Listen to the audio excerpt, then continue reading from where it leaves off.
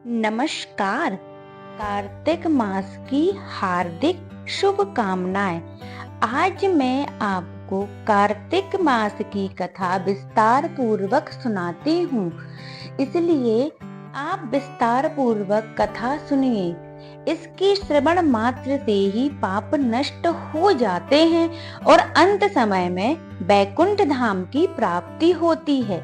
कहते हैं इस समय भगवान विष्णु योग निद्रा से जाग जाते हैं। तथा अब मैं कथा प्रारंभ करती हूँ। सूत जी ने कहा, श्री कृष्ण जी से अनुमति लेकर देवर्षि नारद चले जाने के पश्चात सत्यभामा प्रसन्न होकर भगवान कृष्ण से बोली, हे प्रभु, मैं धन्य हुई, मेरा जन्म सफल हुआ।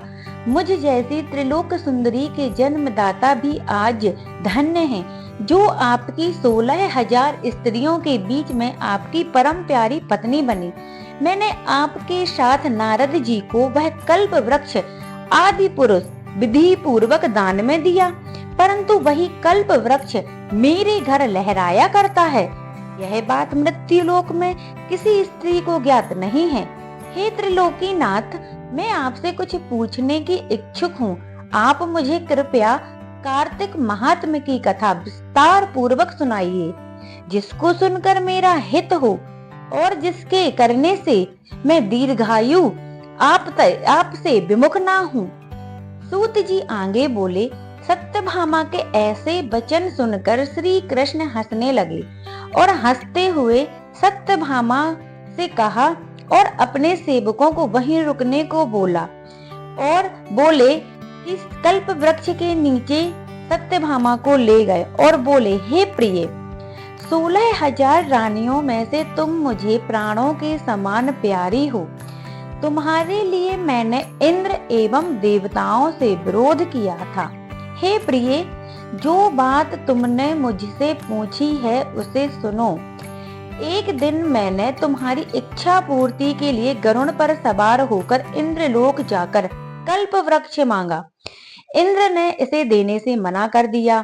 तब इंद्र एवं गरुड़ में घोर संघर्ष हुआ और इस संग्राम में गोलोक में भी गरुड़ जी और गौओं का युद्ध हुआ। गरुड़ की चोंच की चोट से उनके कान एवं पूंछ कटकर गिरने लगे, जिससे 3 वस्तुएं उत्पन्न हुई। कान से तंबाकू, पूंछ से गोभी और रक्त से मेहंदी। इन तीनों का प्रयोग करने वाले को मोक्ष की प्राप्ति नहीं होती। तब गौओं ने भी क्रोधित होकर गरुड़ पर वार किया, जिससे उनके 3 पंख टूट गए। पहले पंख से नीलकंठ, दूसरे से मोर और तीसरे से चकवा चकवी उत्पन्न हुए। इन तीनों का दर्शन करने मात्र से ही शुभ फल प्राप्त हो जाता है।